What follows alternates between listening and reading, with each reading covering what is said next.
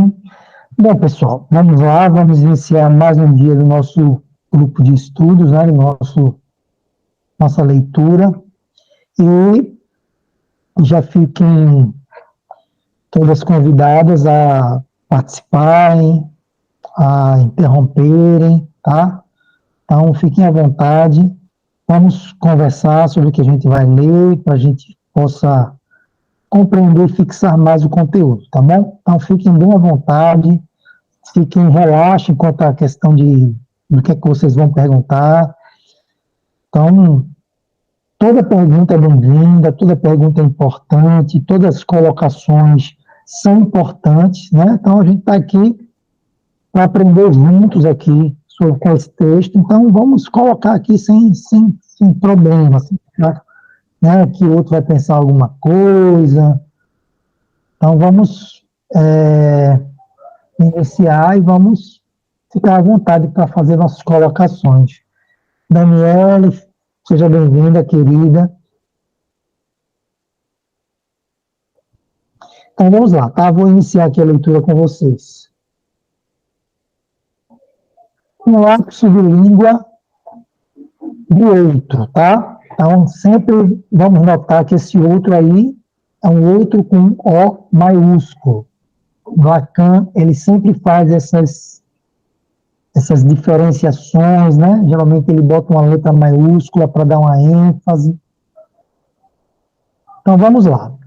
Um paciente entra no consultório de seu analista, senta na poltrona, olha nos olhos do analista, retoma do ponto onde parou na última sessão e, imediatamente, comete um disparate, dizendo: sei que minha relação com meu pai havia muita tensão e acho que isso se devia ao fato de que ele trabalhava duro num snob, que não suportava e desforrava em cima de mim. Ele queria dizer job, que significa emprego em inglês, mas snob foi o que escapou. Então, ele está aqui se remetendo, né, aos lapsos de língua, ao lapso de linguagem de Freud, tá?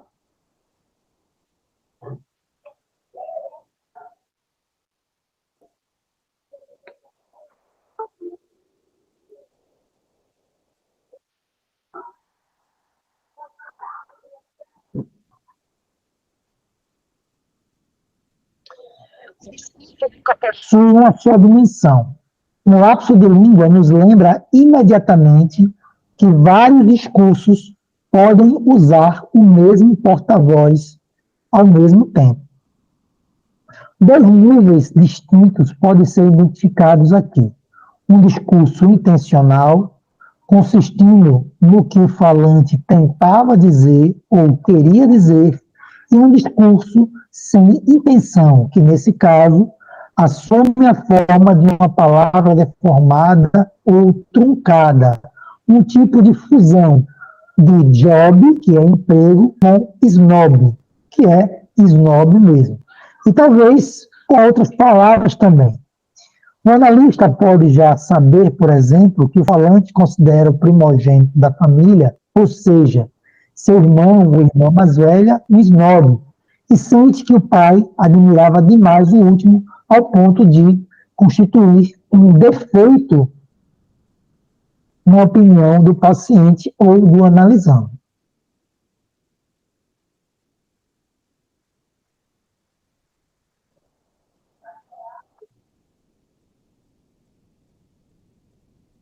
O analisando também pode associar a palavra snus, né, que é nariz, e recordar-se de que, quando criança, tinha medo do nariz do pai, que parecia com o nariz de uma bruxa.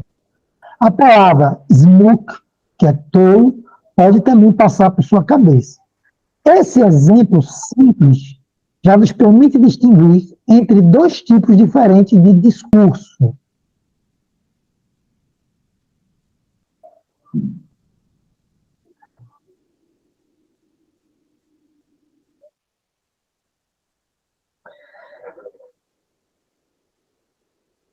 Então, vamos lá.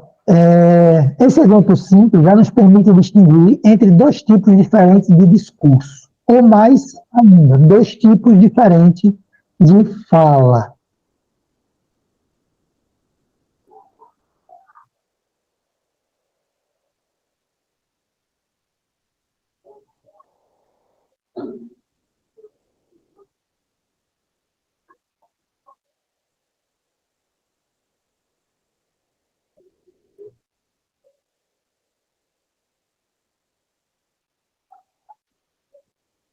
Gente, me desculpa as interrupções, é que toda vez que entra alguém, eu tenho que mudar a tela aqui, tá? Mas a gente vai, eu vou, quando eu ter dessas interrompidas aqui, é porque entrou alguém e eu preciso aprovar. Bom, então, quais são os dois tipos de fala que começam a se distinguir aqui? A fala do eu, que é uma fala corriqueira, sobre o que conscientemente pensamos e acreditamos sobre nós mesmos, e algum outro tipo de fala. Note que ele já coloca aqui, né? A gente já vai se acostumando com essa palavra outro, alguma coisa de uma outra realidade, né? O outro de Lacan está em seu nível mais básico, relacionado com aquele outro tipo de fala. Então, aqui ele já começa a esclarecer isso, né? Então, existe uma outra coisa por trás daquela coisa que a gente sabe que é consciente. Existe algo que é consciente e existe uma outra coisa. Essa outra coisa, esse outro tipo de fala, é o que Lacan vai tratar como o outro de O com O maiúsculo, tá? Que é também relacionada ao outro do inconsciente.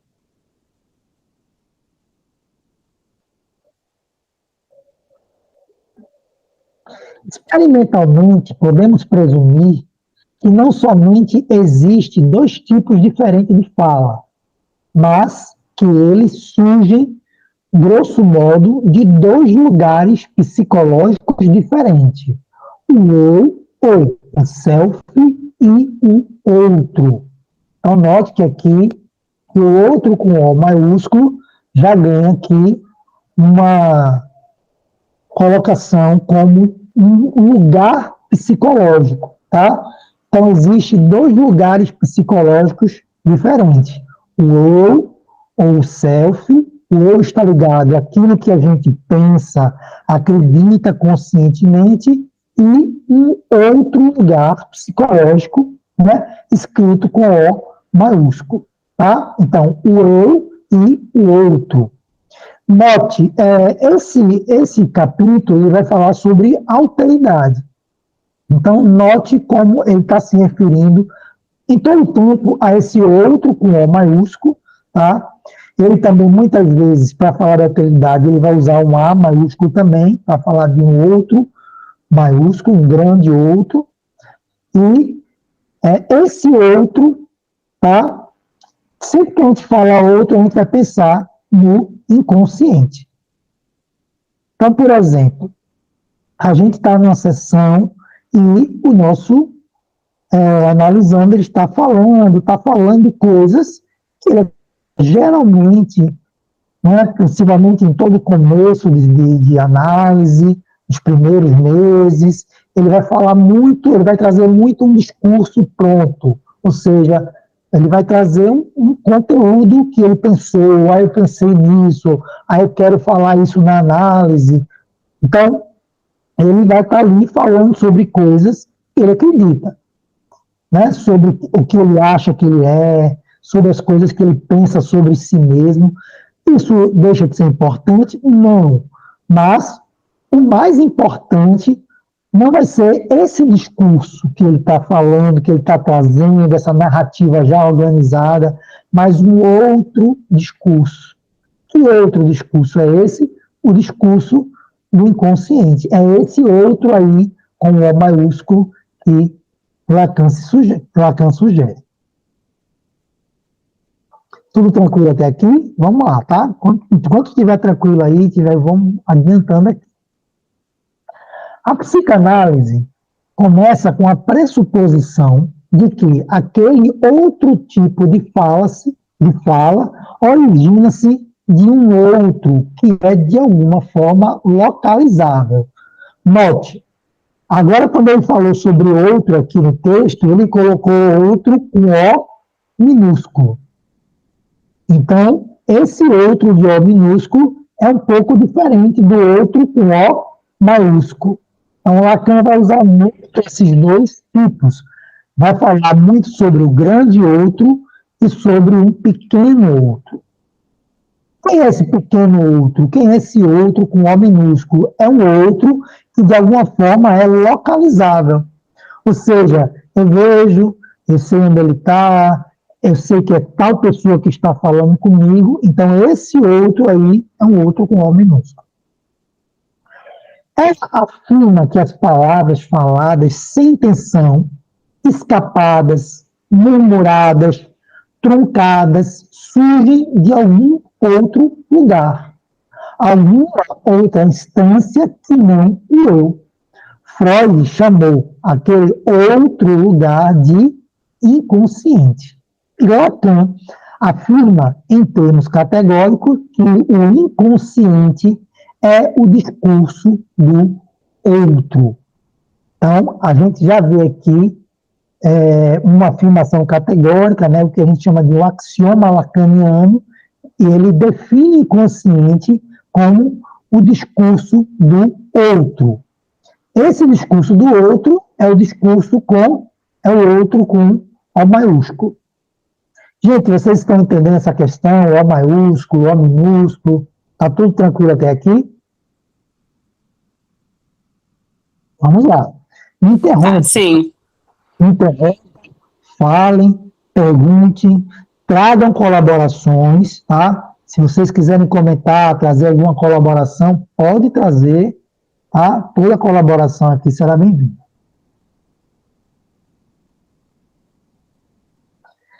O estudo consciente consiste naquelas palavras que surgem de algum outro lugar que não da fala do eu. Portanto, nesse nível mais básico, o inconsciente é o discurso do outro. Aí ele vai mostrar aqui uma tabelazinha, né? Nesse livro ele vai usar muitas tabelas, muitos gráficos. Ele mostra aqui, ó, discurso do eu e outro discurso, ou o discurso do outro. Então, o discurso do eu é consciente, intencional, e o discurso do outro é inconsciente e involuntário. Então, como esse outro discurso conseguiu se insinuar dentro de nós? Então, essa é a pergunta que ele vai nortear esse capítulo primeiro. Como esse outro discurso conseguiu se insinuar dentro de nós? Então, note que é alguma coisa que não é nossa, não é a nossa essência, mas é alguma coisa que vem de um outro lugar, que entra, né, que se insinua, que vai para dentro de nós. E que ele, na nossa fala, né, na nossa fala mesmo, no nosso discurso, ele vai se insinuar, ele vai vir, ele vai saltar, ele vai irromper no meio do discurso, né? Do ponto de vista do self ou do eu, o eu é quem dá as cartas. Aquele nosso aspecto que chamamos de eu, acredita que sabe o que pensa e sente. Acredita que sabe porque faz o que faz. Então, olha aí, ó. Ele está dizendo que tudo aquilo que o eu, né, que o self chega acreditando, é que ele tem um controle, é que ele sabe porque ele faz isso, porque ele faz aquilo. Então, para ele tem tudo, né? Ele sabe porque ele está fazendo aquilo. Uma coisa, gente, interessante, eu sempre vou colocar essas colocações, sempre trazendo muita gente para a prática, porque Lacan é isso, tá? Lacan ele não tem uma teoria. Lacan ele vai falar sempre da prática psicanalítica. Então, ele vai sempre estar falando da prática, e ele vai trazer conceitos, vai trazer a teoria freudiana, mas ele está sempre enfatizando a prática. É muito importante isso, porque é na prática clínica, né, que a gente vai se deparar com todas essas questões. Então, é muito importante sempre a gente trazer isso. E eu acho muito Importante a gente entender que tem muitas pessoas que se orientam a sua sessão por aquilo que o seu analisando traz, né? Por aquilo que o seu analisando está dizendo para ele. Então, tem muita gente aí terminando processos, acabando análise, dando alta, né, ao seu analisando, porque o analisando chegou para o analista e disse assim, olha, eu já estou bem, eu tive uma grande melhora, olha, você é um grande analista, olha, muita gratidão por esse processo, e aí o analista vai ficar muito envaidecido, né, com isso, geralmente fica muito envaidecido, e diz assim, poxa, olha, já terminei esse processo em 12 sessões, em 4 sessões, olha como eu sou um ótimo analista. Então, percebam que quando esse analisando me traz, né, aquilo que ele acredita, aquilo que ele acha, não é necessariamente isso o que é. Então, não é que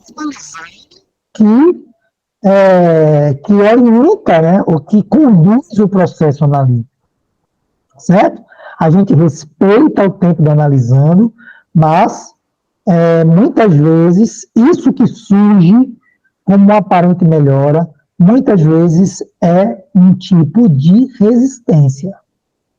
É uma resistência, muitas vezes disfarçada, quer dizer, é disfarce completo, né? Aí ele vem trazendo aí uma solicitação de conluio, né? O conluio é aquela situação deles, olha, tá tudo bem, eu já estou melhor, ou seja, sempre que você se aproxima de alguma coisa que vai trazer angústia, né? Sempre que você está se aproximando desse outro, o ego, né? O ego vai ser aquela instância que vai erguer os seus processos defensivos. Então, sempre entenda o ego como uma instância que vai estar contra o processo. O ego não vai estar a favor do processo.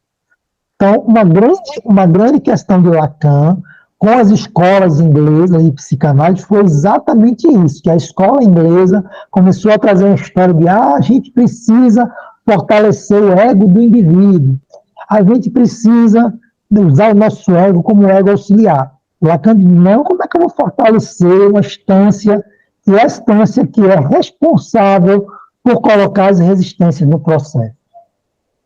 Então, bora repensar isso aí. Então, Lacan fez uma forte crítica a isso, e Buxin fala aqui, né, que quando ele acha que sabe porque sente isso ou aquilo, tá? Então, isso já é o quê? Isso já é fruto de um processo defensivo. Por mais que esse processo seja elaborado, ou seja, uma racionalização, que é um processo defensivo mais elaborado, porém, né, é um processo defensivo e esconde alguma coisa por trás. O que esconde? Aquele outro discurso que tem que se inserir na análise. Então, vamos lá. O elemento intruso, aquele outro tipo de fala, é deixado de lado, considerado aleatório e, portanto, sem nenhuma importância. As pessoas que tendem a fazer lapsos de língua acreditam com frequência que apenas se confundem de vez em quando com seus cérebros, ou que seus cérebros são simplesmente mais rápidos do que suas bocas e soltam 2 palavras ao mesmo tempo por uma boca lenta. Embora em tais casos, os lapsos de língua sejam reconhecidos como estranhos ao eu ou self, sua importância é desconsiderada, ao mesmo tempo que, na maioria dos casos, uma pessoa que acaba de cometer um lapso provavelmente endossaria a seguinte afirmação: cometi um erro sem sentido e por acaso. Freud replicaria: a verdade falou. Então, quando Freud, nas conferências introdutórias, né, que está lá no capítulo, no volume 15 da obra de Freud, Freud começa as suas conferências com essa questão das parapraxias, né? Então, é um assunto principal para Freud. E Freud, ele usa uma coisa interessante, ele diz nesse texto o seguinte, olha, tudo que ninguém quis, tudo que as outras ciências não prestou, a psicanálise aproveitou. Então, tudo que as ciências diziam assim, olha, isso aqui não tem importância, isso aqui sem importância, a psicanálise viu nisso uma grande importância. Até porque o próprio fato de você desprezar algo pode ser uma resistência a algo. Né? Então, o próprio fato de você colocar algo de lado. Tem gente que conta sonhos e tal, e você percebe que ele, analisando, ele fala sobre vários aspectos, mas tem um aspecto que ele não fala, que ele deixou ali, né, sem importância. Esse aspecto que aparece ali, que quase não é tocado, que está sem importância ali, geralmente é o aspecto, né, um dos mais importantes na análise do sonho. O que foi criado com esse aspecto? Né? Ele está aí modificado por um mecanismo de defesa que a gente chama de deslocamento. O que é o deslocamento? O inconsciente tira a atenção, tira, né, a grande atenção de um aspecto e coloca aí um aspecto que não tem nada a ver. Então, ele escolhe aquele aspecto insignificante para se esconder ali, através do discurso, através da análise, ali, através do trabalho de interpretação do som. Então, é isso que ele está falando, isso, essa importância desses lapsos, daquilo que todo mundo acha que é erro, daquilo que todo mundo acha que é banal, que é sem importância, é isso aí que para a psicanálise tem importância. Então, muitas vezes, o paciente diz, não foi isso que eu queria dizer.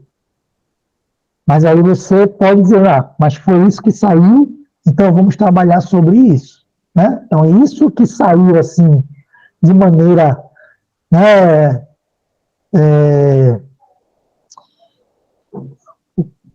casual, né, assim, espontânea, né, desajeitada, é isso que para a psicanálise tem importância, tá?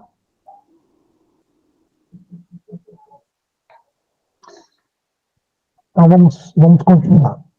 Enquanto a maioria das pessoas não atribui importância alguma ao outro discurso que irrompe e interrompe o discurso do eu, os psicanalistas afirmam que existe método nesta aparente loucura.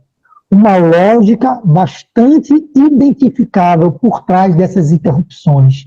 Em outras palavras, que não há nada de acaso nelas. Os analistas procuram descobrir o método por trás daquela loucura, pois é apenas trocando a lógica que governa essas interrupções, somente afetando o outro discurso, que a mudança pode acontecer. Olha que coisa legal. Gente, isso é muito, muito bacana, sabe? Isso é muito importante para a clínica. Não existe mudança através de sugestão, de conselho, nada disso provoca a mudança real no sujeito. Em psicanálise, a mudança só ocorre quando esse outro discurso é visto, quando esse outro discurso é notado, quando esse outro discurso é falado. Então, não existe uma técnica mágica, não existe algo que você vai fazer, vou colocar você aqui sob hipnose, você vai fazer isso e a mudança vai ocorrer. Não, na psicanálise não existe. Olha bem, eu não estou dizendo que isso não possa haver em outras abordagens, mas nós estamos falando de psicanálise. Em psicanálise, especialmente na psicanálise lacaniana, que é muito mais rigorosa, isso não existe. Tá? Então, só quando esse outro discurso é tocado, é visto, é interpretado, que ocorre uma mudança. Não precisa, muitas vezes o paciente, o analisando, ele está naquela ansiedade de perguntar o que é que eu faço, né? O que é que eu preciso fazer para mudar? Muitas vezes eles vão te perguntar isso. Você não precisa fazer nada, a gente só precisa trazer à tona as suas questões. Então, não é porque eu vou ensinar ele alguma coisa que ele vai fazer, eu vou ensinar alguma técnica que ele vai fazer, que ele vai mudar. E o inconsciente precisa romper no discurso, e ele precisa ser notado, tá? Ele precisa ser visto, precisa ser interpretado.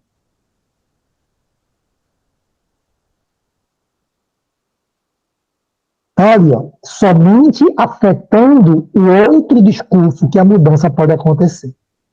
Freud, em A Interpretação dos Sonhos, os xistes e sua relação com o inconsciente e a psicopatologia da vida cotidiana, dedicou grande parte de sua atenção a desvendar os mecanismos que governam o que ele chamou ousadamente de pensamento inconsciente.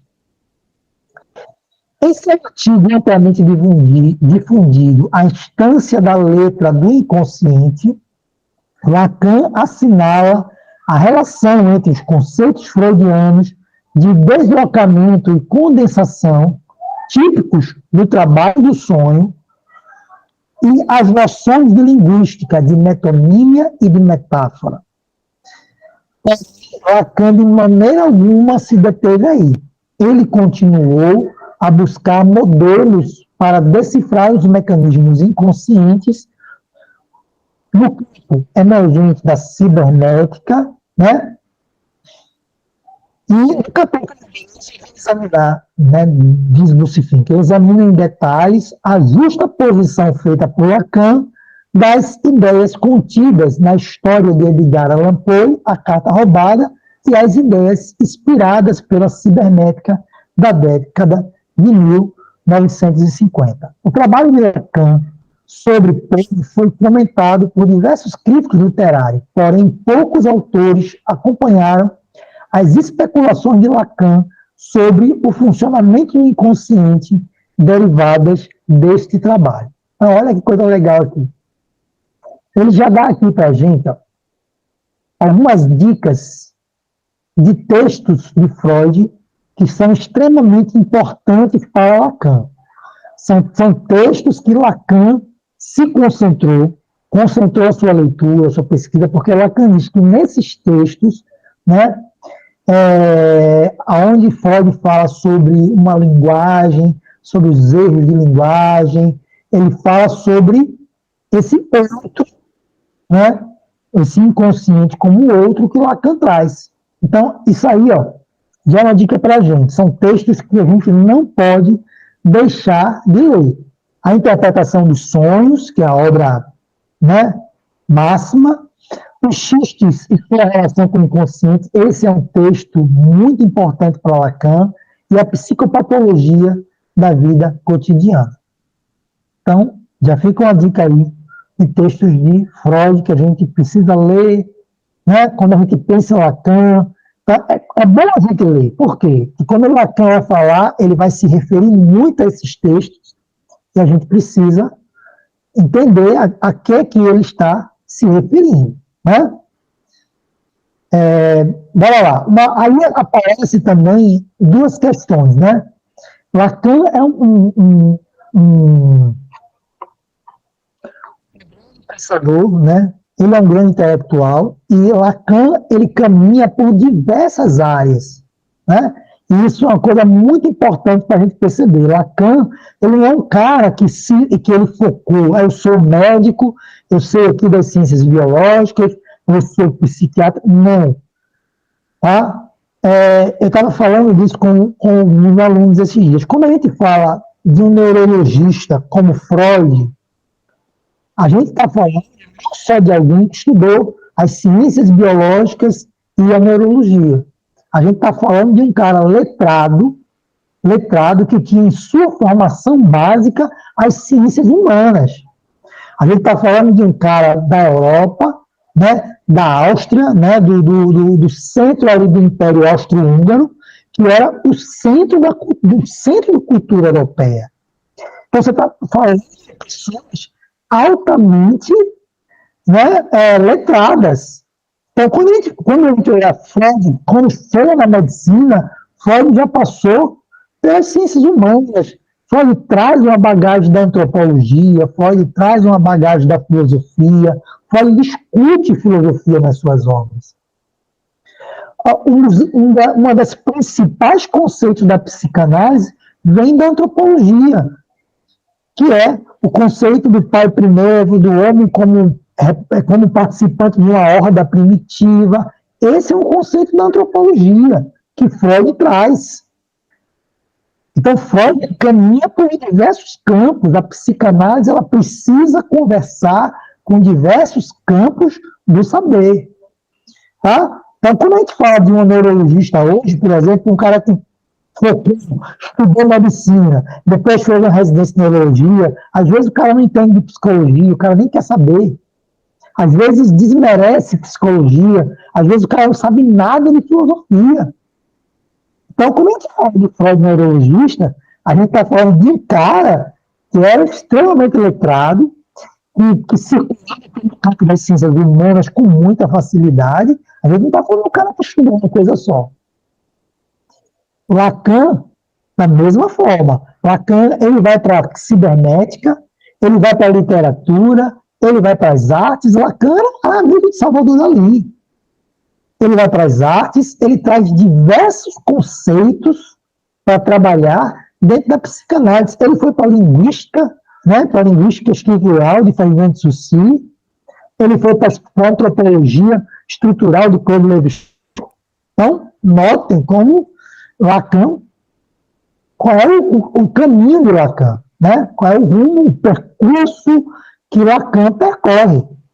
Então, isso eu trago, gente, porque é muito importante, se a gente quer compreender Lacan, a gente também precisa ampliar esse olhar, tá? A gente não pode achar que a gente vai estudar só psicanálise, psicanálise, e vai ter um... Não, gente. Quando você começa a estudar antropologia, você começa a estudar linguística, né? As coisas vão se encaixando de maneira muito mais fácil, muito mais rápida, a coisa vai pegando. Gente, está tudo tranquilo até aqui? Eu estou falando demais, não estou dando espaço para vocês falar. Vamos lá, colaborem. Senão a gente acaba o nosso tempo aqui, eu não vou me estender muito, né? A gente acaba o nosso tempo e vocês não colaboram, vocês não comentam. E lembre-se que comentar sobre um assunto é importante para aprender e para fixar aquele assunto. Vamos lá, temos aqui Galileu, o Galileu está presente conosco. Galileu, fique à vontade, tá? Temos mais pessoas aqui presentes. Gente, fique à vontade para vocês comentarem. Diana, Janice.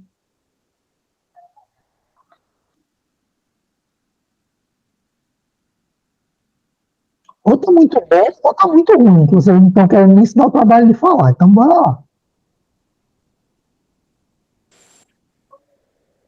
Tá ótimo, Lúcio. Vamos lá. O trabalho de Lacan... Oi. Não, eu só completaria com essa questão da leitura de Freud, né? Porque quando a gente pega um seminário do Lacan, o Lacan manda a gente ler Freud, né? Então, claro. né? E ele manda a gente ler Freud e ele manda a gente ler outros textos dele, né? Como, por exemplo, tem um seminário aí que ele começa dizendo: vocês já leram A Instância da Letra? Porque se não leram é para ler, porque eu escrevi para vocês lerem, né? Então, né? Então, assim, por exemplo, o seminário 1, ele vai dando os textos do Freud que a gente tem que ler antes de ir para ele, né? Aliás, ele dizia lá na turma, né? Leiam antes de vocês virem para cá. Que eu não quero vocês pegando o que eu estou falando como sendo eu estou dizendo. Não, Freud já estava dizendo, mesmo porque ele estava nos escritos técnicos, né, do Freud. Ele estava fazendo aquela retomada, né, a Freud. Então, eu acho muito bacana isso, porque ele está o tempo todo dizendo, olha, por enquanto eu estou falando de Freud, então vão lá ler primeiro para vocês poderem entender o que é que eu estou falando aqui. Isso é importante, porque não estava saindo, nascendo dele naquele momento, né? Pelo menos naquele momento, naquele primeiro momento, era uma retomada que ele estava fazendo de Freud, né? Posteriormente, não. Aí ele vai teorizar outras coisas, né? A partir daí. Então, acho também que é importante, por exemplo, esse é a interpretação dos sonhos, os xistes e sua relação com o consciente, a psicopatologia da vida cotidiana, ele manda ler no seminário 2. Eles têm que começar a ler isso aí, para a gente poder pensar essa questão do eu, né? E toda a crítica que ele vai fazer nesse seminário, né? Isso, exatamente. Eu acho que isso é muito importante. Valeu. Seu microfone tá fechado, querido. Desculpa, boa noite a todos. Ali na página 20, quando ele fala, então, como esse outro discurso conseguiu se insinuar dentro de nós? É possível a gente pensar numa possibilidade de um inconsciente que vem de fora para dentro? Quando ele diz isso? Também, né? Também. Freud fala dos aspectos inatos, né, que vêm da humanidade, né? É o que Jung chama de inconsciente coletivo. Freud dava o nome de... Agora me fugiu o termo aqui, mas o Freud fala que a gente tem conhecimento que a humanidade vai adquirindo e que vai passando, né? Mas a gente, obviamente, o inconsciente também vem de fora para dentro, né? Esse outro, com O maiúsculo, né? É um outro da minha mãe e do meu pai, que se insinua através de suas observações, de suas ordens, né, de suas questões. Mas, por exemplo, isso que minha mãe me diz vem dela mesma, né? Isso que meu pai fala, é ele que está me falando ali, né? Às vezes não. Às vezes eu falo algo, porque eu acho assim, quantas vezes a gente já perguntou algo para alguém, e alguém disse assim, não, isso é assim porque é. Então, ele está me falando que uma coisa é assim, porque ele tem uma regra que diz que é assim. Essa regra que diz que é assim está onde? Né? Está nos nossos aspectos culturais, está na nossa herança, né, cultural, e os nossos, alguém transmite isso para a gente. A gente, quando nasce... Que é o eu ideal, isso seria. Isso, né? Mas alguém transmite. Quem transmite? O pai, quando fala com o filho, ele está transmitindo ideias dele ou ele está transmitindo ideia desse outro com O maiúsculo, né? Muitas vezes esse outro. Então, quando fala que esse outro é assim que ele vai se insinuando dentro de nós, né? Através da linguagem, dessas regras, dessas questões. Então, eu acho completamente possível. Se você tem, por exemplo, você vai ter processos inconscientes, você vai ter pensamentos inconscientes que passaram, né, pelo pré-consciente, foram filtrados e foram recalcados. Então, vem do externo também, né? Pelo menos eu acredito que vem. É uma possibilidade, sim. Bom, vamos lá, continuar? Muito obrigado pela colaboração. Assim, eu queria só completar um pouquinho o que você falou e o que ele perguntou, né?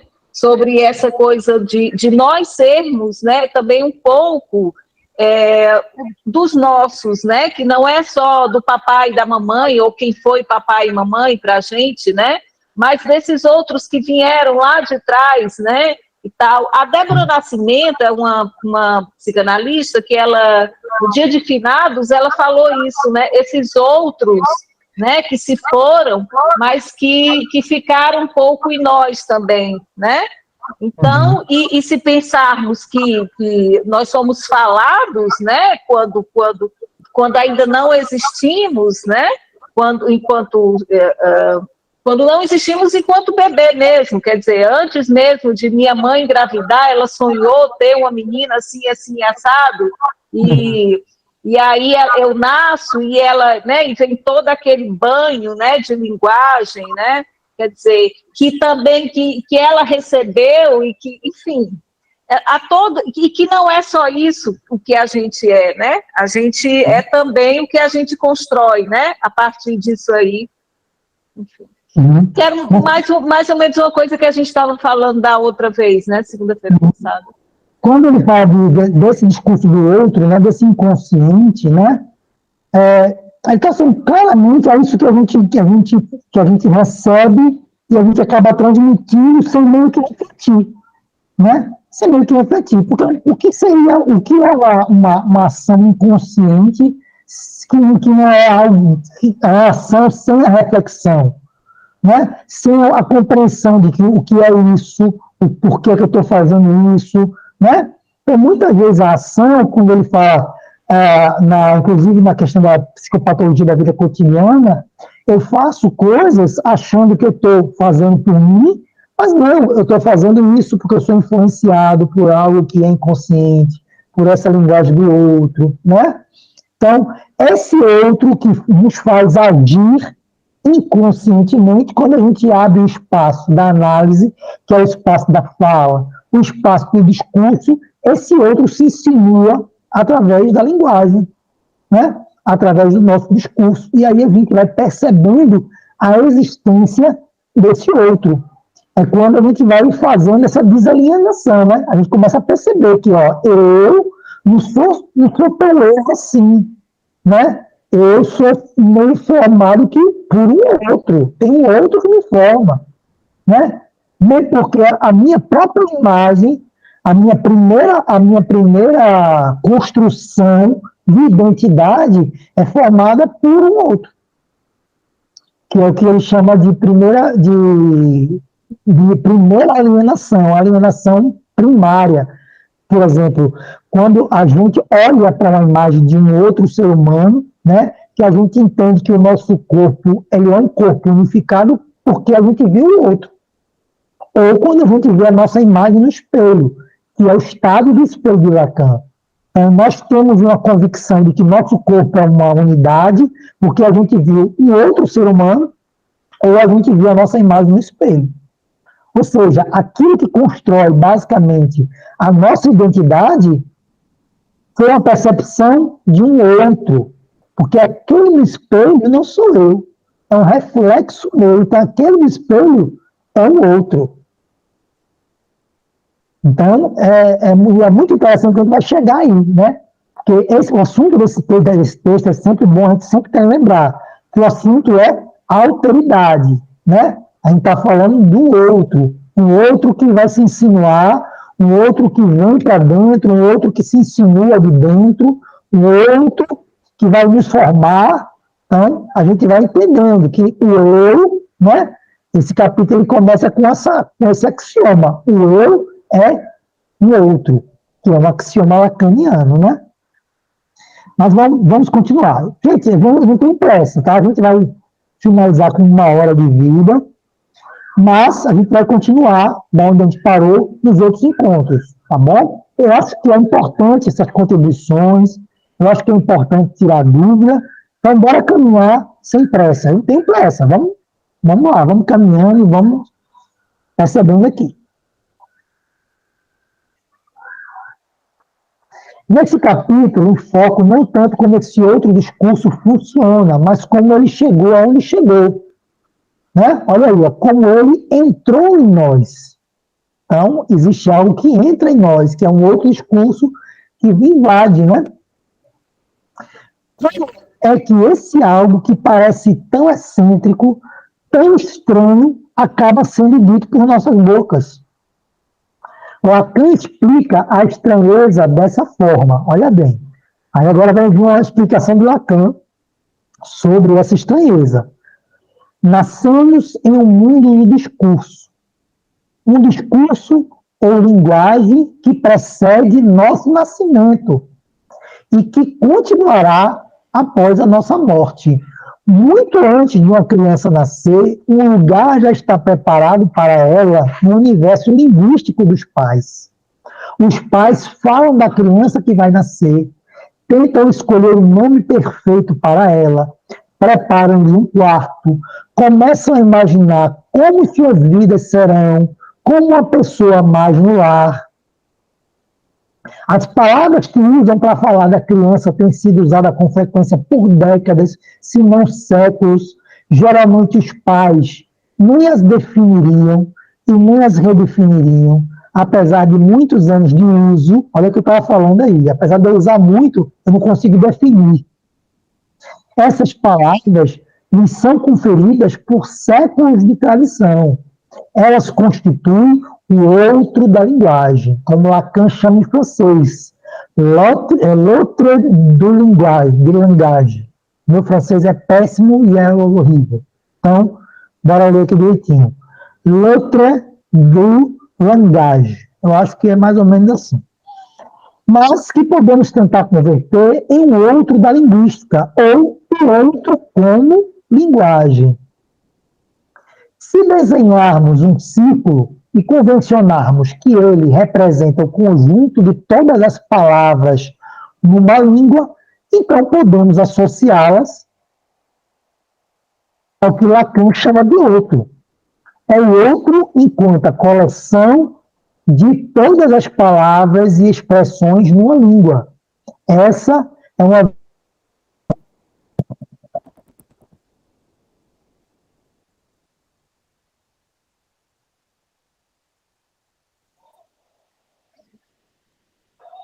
Teu áudio não está legal. Perdemos o seu áudio.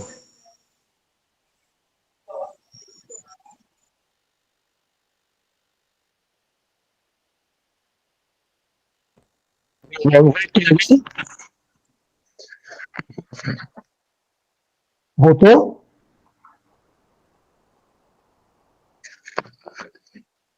Alô, voltou? Voltou sim. Voltou sim. Voltou? Ah, tá. Foi o microfone que descarregou, já troquei aqui. Tá.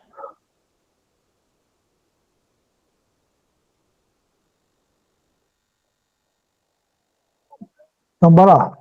É o outro enquanto coleção de todas as palavras e expressões numa língua. Essa é uma visão um tanto estática, já que a língua, como a inglesa, está sempre em evolução. Novas palavras são acrescentadas diariamente e velhas palavras caem em desuso. Mas, como uma primeira explicação, serve a nossos propósitos muito bem. Uma criança nasce, então, num lugar pré-estabelecido dentro do universo linguístico dos pais. Um espaço muitas vezes preparado, muitos meses, se não anos, antes que ela veja a luz do dia. E a maioria dessas crianças é obrigada a aprender a língua falada pelos pais. A maioria, a língua falada pelos pais. O que significa dizer, a fim de expressar os seus desejos, eles são virtualmente obrigadas a irem além do estágio do choro. Um estágio no qual os pais são forçados a adivinhar que os seus filhos desejam ou precisam. E tentar dizer o que querem em palavras. Isto é, de uma forma que seja compreensível aos principais responsáveis por ela. No entanto, seus desejos são moldados naquele mesmo processo, já que as palavras que são obrigadas a usar não são suas e não correspondem necessariamente às suas demandas específicas. Seus desejos são moldados na forma da língua ou línguas que aprendem. Então, necessidade, outro como linguagem e outro desejo, né? Então, bora entender esse aspecto aqui, que é bem legal e bem interessante. O que Lacan está falando, né? O que ele está expressando aqui do conceito de Lacan? Que uma criança nasce dentro de um universo simbólico, um universo da linguagem. Essa linguagem não é só a linguagem dos pais, mas a linguagem dos avós, tudo aquilo que a humanidade já vem dizendo, ou seja, aquilo que eu venho escutando, aprendendo e vou repassando, e isso é uma linguagem. Então, a criança nasce nesse mundo, onde tem uma linguagem, onde ela é falada por alguém.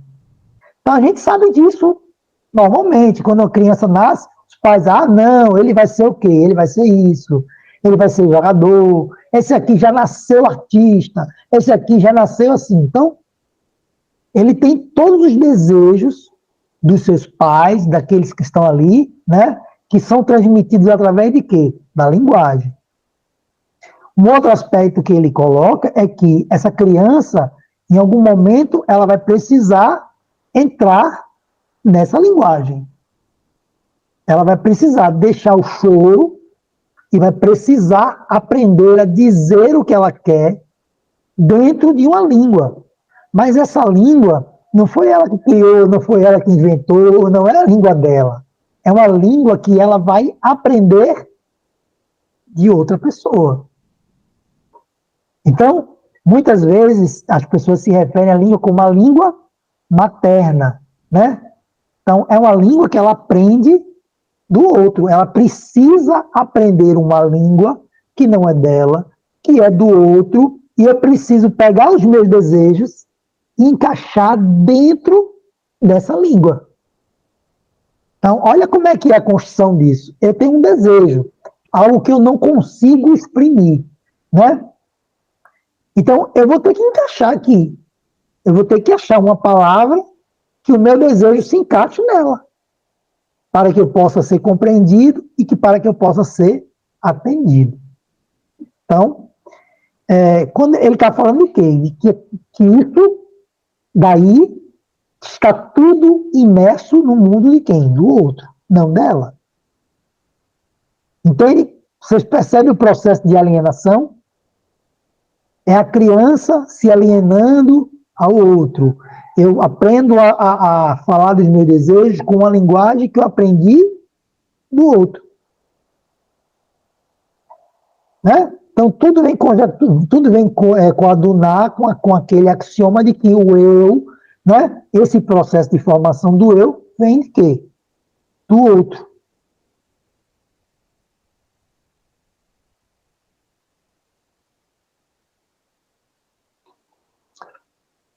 O aporte realizado por Lacan é mais radical ainda quando diz que não se pode dizer que uma criança sabe o que quer antes da assimilação da linguagem.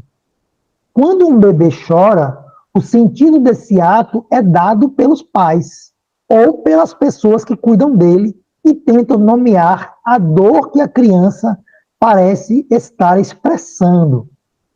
Ou seja, ela deve estar com fome.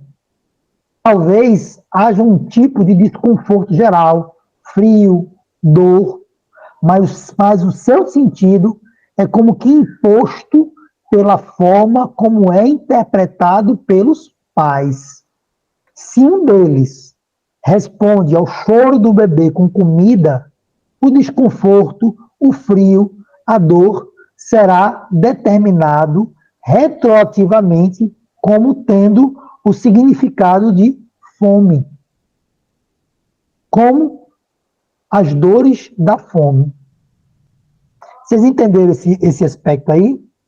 E ele começa a dizer, né, que Lacan é muito mais radical quando ele afirma que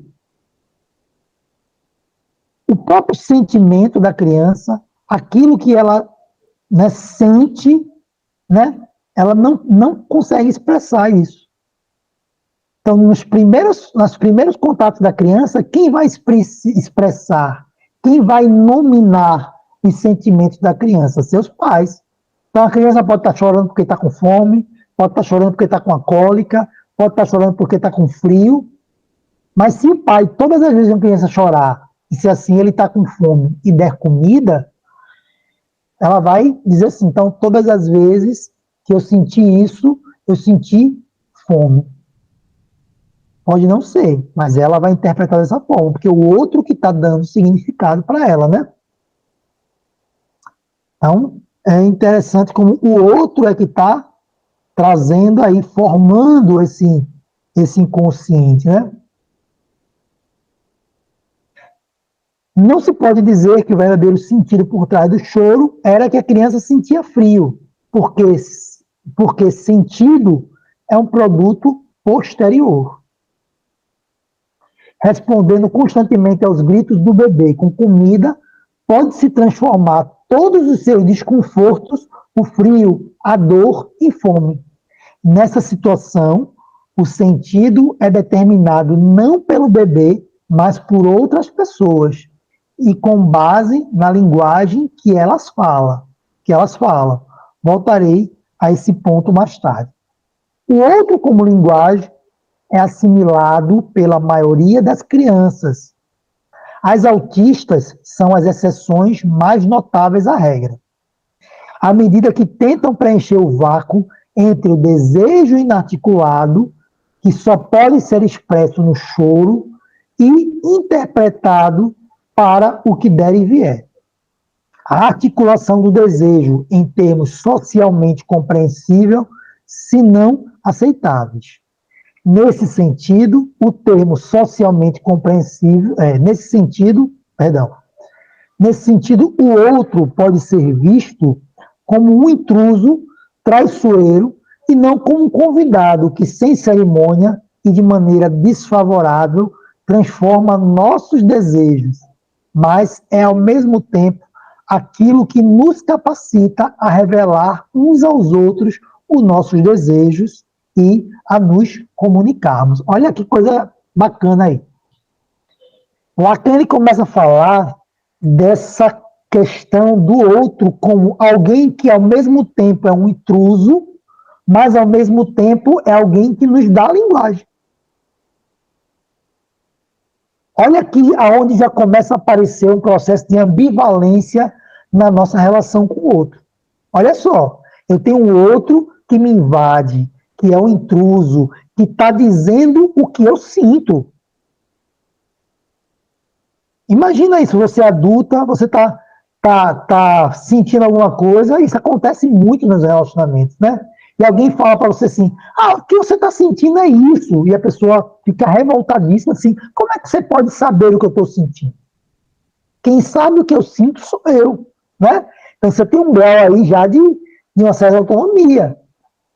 Mas isso quando acontece com a criança não tem essa capacidade, né? A criança não tem um recurso de distinguir. Quando o outro diz para uma criança o que você está sentindo é isso, o sentido passa a ser aquele. E aquilo que ela sente foi denominado por uma outra pessoa, e não por ela. Mas isso é sentido como uma intrusão pela criança. Mas, ao mesmo tempo, esse mesmo adulto que é o intruso, que me invade, que me violenta, é o mesmo adulto que me deu a linguagem, que me deu a ferramenta para eu poder expressar o meu desejo. Olha como isso é ambivalente, né? E grande parte dos conflitos, ou seja, a questão do conflito psíquico está exatamente na questão da ambivalência, tá? Então, é uma coisa de o outro me invade, mas eu preciso desse outro, tá? A minha mãe faz isso, a minha mãe me força a determinadas coisas, mas eu preciso dela para viver, para me sustentar. Então, eu tenho ali esse relacionamento. E o que é que a gente viu que era sujeito no nosso último encontro? Sujeito é a posição que eu vou tomar diante desse movimento, dessa intrusão, né? Que posicionamento eu vou tomar diante desse outro que vai me invadir, que vai querer dizer o que eu estou pensando, que vai dizer o que eu estou sentindo, que vai colocar ali palavras na minha boca, né? Olha como a gente já tem alguns termos do nosso cotidiano que vão aparecendo aqui, né? Aquele que coloca palavras na minha boca, né? Aquele outro que vai se esgueirando ali para mim, né?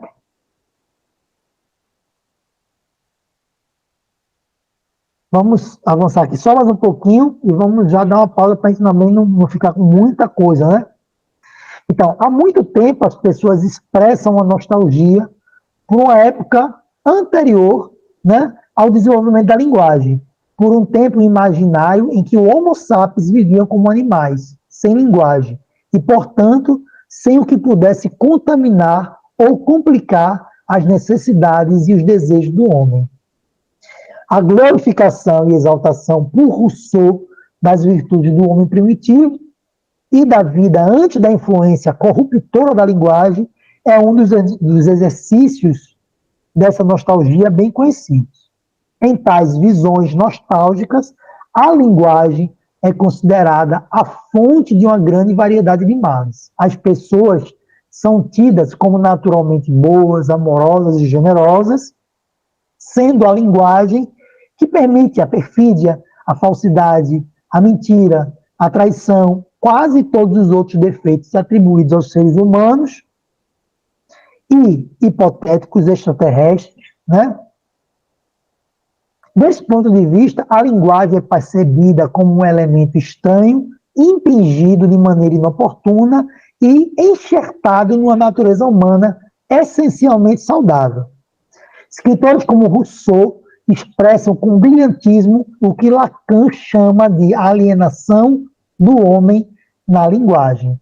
De acordo com a teoria lacaniana, todo ser humano que aprende a falar é, dessa forma, um alienado, pois é a linguagem que, embora permita que o desejo se realize, dá um nó nesse lugar e nos faz de tal forma que podemos desejar e não desejar a mesma coisa e nunca nos satisfazermos quando conseguirmos o que pensávamos desejar e assim por diante.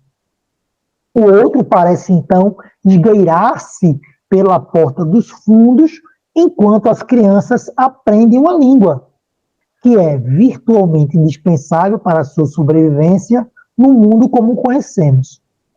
Embora considerada, em geral, inócua e puramente utilitária por natureza, a língua traz com ela uma forma fundamental de alienação, que é um aspecto essencial da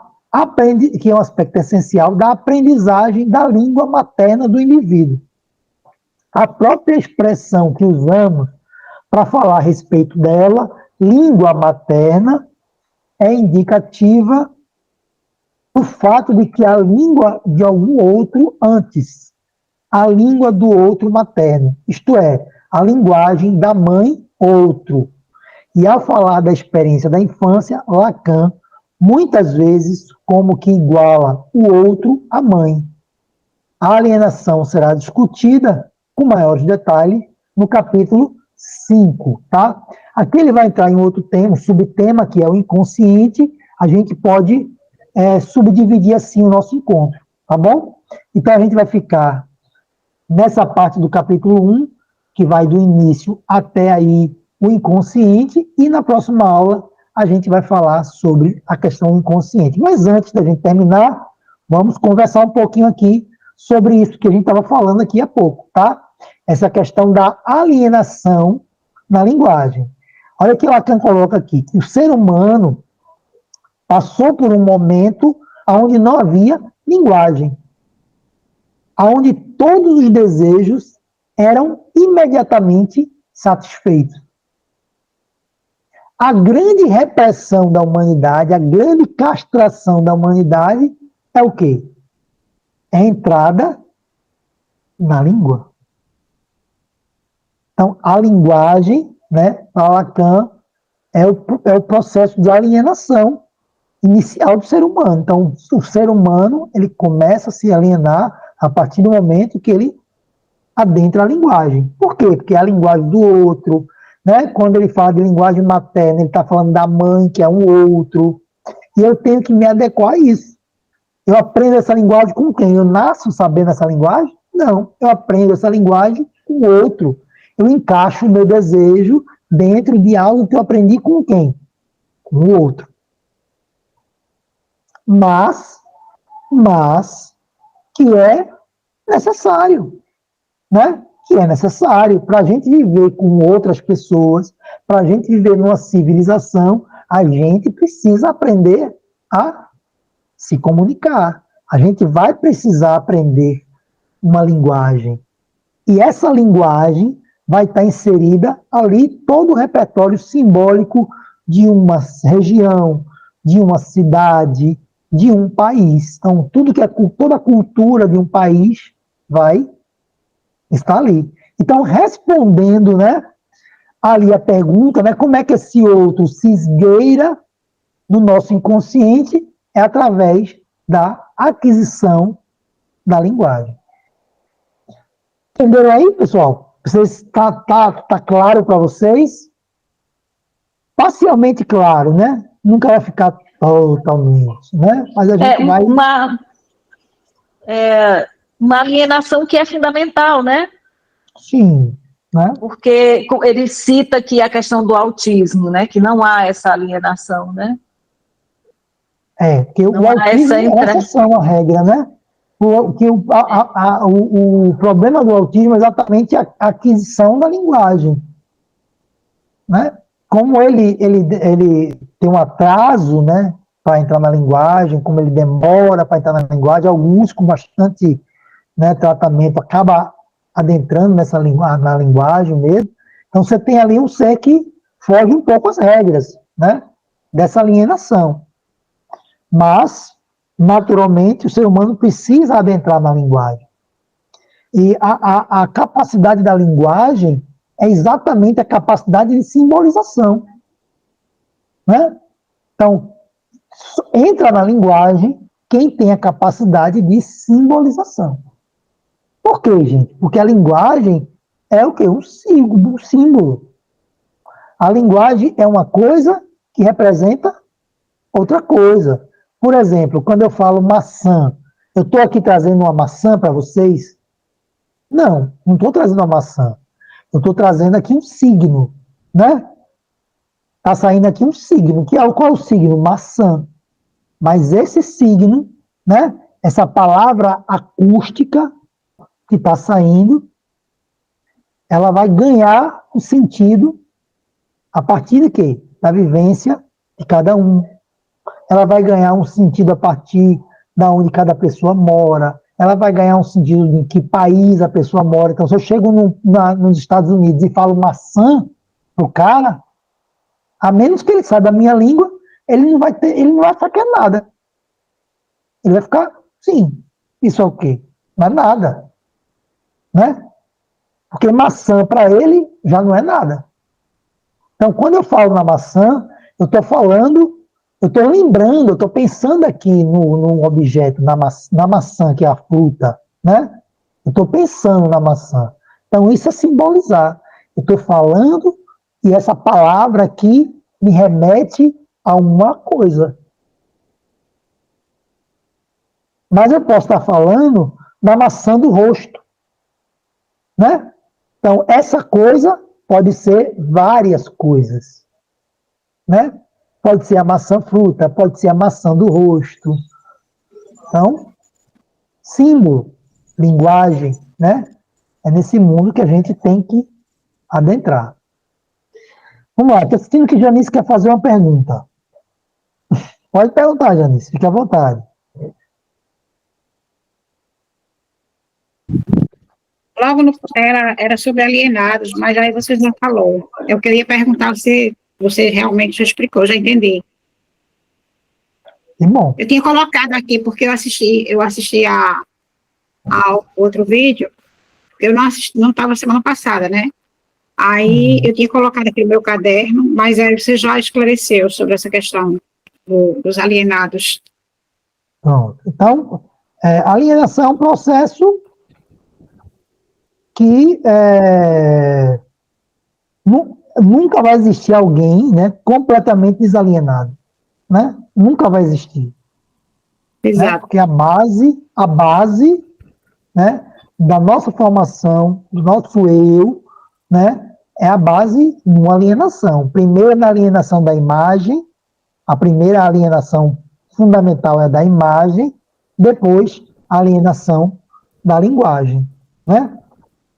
Então, na linguagem, a gente pode ir se desalienando um pouco, a gente pode ir construindo esse sujeito de acordo com essa compreensão, mas nunca vai existir alguém completamente desalienado do outro, né? Não existe essa pessoa. Então vai sempre ter uma alienação. Essa alienação não pode ser grande, né? Você não pode estar alienado, preso ao desejo do outro, né? é uma outra questão. Gente, que bom, obrigado pela presença de vocês. Algum comentário, alguma questão? Bruna, que quase não falou. Galileu, quer complementar alguma coisa?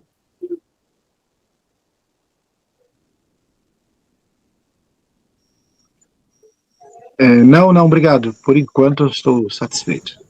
Pronto, queridos. Então, vou agradecer a participação de vocês e vamos continuar. Semana que vem, a gente continua a partir desse ponto aí onde a gente parou. Gente, muito obrigado pela presença Boa de vocês. noite. Boa noite. Boa noite. Muita paz e luz para Gratidão. vocês, queridas. Gratidão também. Obrigada. Tchau, boa noite a todos. Tchau, obrigado. Boa noite, boa noite. Obrigado, queridos. Boa noite.